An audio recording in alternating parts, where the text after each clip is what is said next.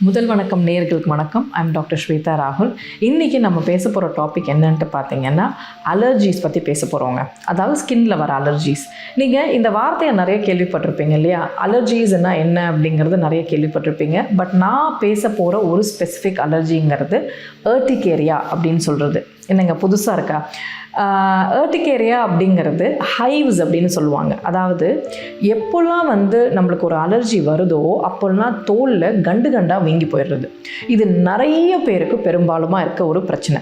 இது ஏன் வருது அப்படின்னு பார்த்தீங்கன்னா, ஒன்றுமே ரீசனே கிடையாது அப்படிங்கிறது ஒன்றும் இருக்குங்க. ஏர்டிகேரியா ஒருத்தருக்கு எதுக்கு வருது அப்படின்னு பார்த்தீங்கன்னா பல ரீசன் இருக்குங்க இதுக்கு. ஒன்று, வீட்டில் உங்களுக்கு ஆஸ்மா அலர்ஜிஸ் நிறைய இருக்குது. வெறும் ஆஸ்மா மாத்திரம் கிடையாது, சைனசைட்டிஸ், டஸ்ட் அலர்ஜிஸ், இந்த ஒரு ஜெனட்டிக் ஒரு ஃபேமிலியில் ஓடுது. சப்போஸ் நாட் ஓன்லி அவங்க யாருக்கு ஏர்டிகேரியா இருக்கோ அவங்களுக்கு மாத்திரம் இல்லை, அப்பா அம்மா தாத்தா பாட்டி இவங்க யாருக்கு இருந்தாலுமே, ஈவன் சம்டைம்ஸ் கசின்ஸ்க்கு கூட இருக்கும். ஆஸ்மேட்டிக்காகவே இருக்கணும்ட்டு அவசியம் இல்லை, அது தவிர சும்மா தும்மிட்டே இருப்பாங்க. இந்த மாதிரி அலர்ஜிஸ் இருந்தால் கூட ஏர்டிகேரியா இவங்களுக்கு கொஞ்சம் அதிகமாக வருது. இன்ஃபேக்ட் அலர்ஜி ஜீனுங்கிறது ஃபேமிலியில் ரொம்ப ஒரு ஸ்ட்ராங் ஜீனுங்க. ஸோ இது தவிர தைராய்டு இஷ்யூஸ் இருக்குது, இல்லைனா டயபெட்டிஸ் இருக்குது. இது இவங்க எல்லாருக்குமே வரும். ஜெனட்டிக்காகவே உங்களுக்கு சில ஃபேமிலிஸில் அதிக சான்ஸ் ஆஃப் இந்த மாதிரி அலர்ஜிஸ் இருக்கும் உங்களுக்கு. ஸோ அது தவிர ஏர்டிகேரியாவுக்கு ஏன் வருது அப்படின்னே தெரியவே தெரியாத சில பேரும் இருக்காங்க. தானாக அவங்களுக்காக சோலோவாக அவங்களுக்கே வரது உண்டு.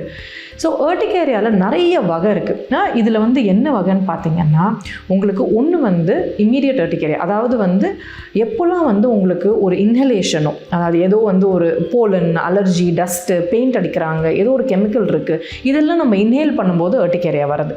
இல்லைன்னா எதையோ சாப்பிட்றோம். ஃபுட் அலர்ஜிஸ், அதாவது சாப்பாட்டில் வர அலர்ஜிங்கிறது குவைட் காமன். பட் நம்ம ஊரில் நிறைய திங்ஸை இதுதான் சாப்பாடுனால தான் அலர்ஜி வருதுன்னே முடிவு பண்ணிடுவாங்க. எப்போ உங்களுக்கு ஒரு ஃபுட் காமனாக அலர்ஜி கொடுக்குற ஃபுட் எதுன்னு பார்த்தீங்கன்னா சீ ஃபுட். அதாவது ஃபிஷ்ஷு, ப்ரானு, ஷெல்குள்ளே இருக்கிற எனி ஃபிஷ்ஷு, அப்படி கிராப், லாப்ஸ்டர் இதெல்லாம் சாப்பிடும்போது அதிகமாக அலர்ஜி வரும். இல்லைனா சாக்லேட்ஸு, இல்லைனா சைனீஸ் ஃபுட்டில் மோனோசோடியம் குளூட்டமேட் அப்படின்ட்டு ஒன்று கலந்துருப்பாங்கங்க. இது சாப்பிடும்போதும் நிறைய அலர்ஜிஸ் வரும். எந்த வகையான கலரிங் ஏஜென்ட், நிறைய கலர்ஸு, ப்ரிசர்வேட்டிவ்ஸ் இதெல்லாம் ஆட் பண்ணும்போது, கூல் ட்ரிங்க்ஸு, இதை தவிர சில மாத்திரைகள், ஈவன் பிளட் ப்ரெஷருக்கு எடுத்துக்கிற மாத்திரை கூட சம்டைம்ஸ் இந்த மாதிரி அலர்ஜிஸ் கொடுக்குற சான்ஸ் இருக்குது. ஒன் வெரி இம்பார்ட்டன்ட் ஃபேக்டர் சொல்கிறேன் பாருங்கள், ஸ்லீப்.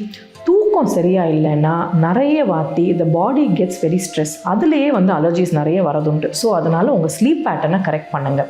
அண்ட் சில பேருக்கு திடீர்னு ஆரம்பிச்சது டாக்டர் அப்படின்னு சொல்லுவாங்க. அந்த திடீர்னு ஆரம்பித்த விஷயத்தை இன்னுமே கொஞ்சம் நம்ம ஆராய்ச்சி பண்ணோம்னா ஏதோ ஒரு ஸ்ட்ரெஸ் இருக்குங்க. ஆஃபீஸில் ஸ்ட்ரெஸ் இருக்கலாம், இல்லை காலேஜில் எக்ஸாம்ஸ் இருந்திருக்கலாம், அந்த டைமில் இது ஆரம்பிச்சிருக்கும். ஸோ ஒரு ஸ்ட்ரெஸ்ஃபுல் இன்சிடென்ட்ஸ்லையும் ஆரம்பிக்கலாம். சம்டைம்ஸ் ஈவன் வைரல் ஃபீவர், இல்லைனா ஒரு ஸ்டமக் அப்செட், இது எல்லாத்துக்கு அப்புறமும் ஒரு இன்ஃபெக்ஷனுக்கு அப்புறமும் ஏர்டிகேரியா, அதாவது இந்த அலர்ஜி வரது ரொம்ப காமன். இது தவிர சப்போஸ் இதுக்குள்ளே கண்ட்ரோல் ஆகலைன்ட்டு வச்சுக்கோங்களேன், அடுத்த லெவலாக இந்த இம்யூனிட்டி, அதாவது நம்ம தேவையில்லாத இம்யூனிட்டி அதிகமாக இருக்கிறது, அதாவது ஆட்டோ இம்யூனிட்டி அதிகமாக இருக்கிறதுனாலையும் இந்த இஷ்யூ வரதுனால அதை குறைக்கிறதுக்கு உங்கள் டெர்மட்டாலஜிஸ்ட் சில டேப்லெட்ஸை ரெக்கமெண்ட் பண்ணலாம். அதுதான் இம்யூனோ மாடுலேட்டர்னு சொல்கிறது. பட் எல்லாரும் எல்லாத்தையும் எடுக்கணும்னு அவசியம் இல்லை. ஒரு ப்ராப்பர் ப்ரோட்டோகாலை ஃபாலோ பண்ணி அவங்க உங்களுக்கு என்ன தேவையோ அதை மாத்திரம் கொடுப்பாங்க. அதை நீங்கள் ஃபாலோ பண்ணால் ஏர்டிகேரியா கண்டிப்பாக குறையும்.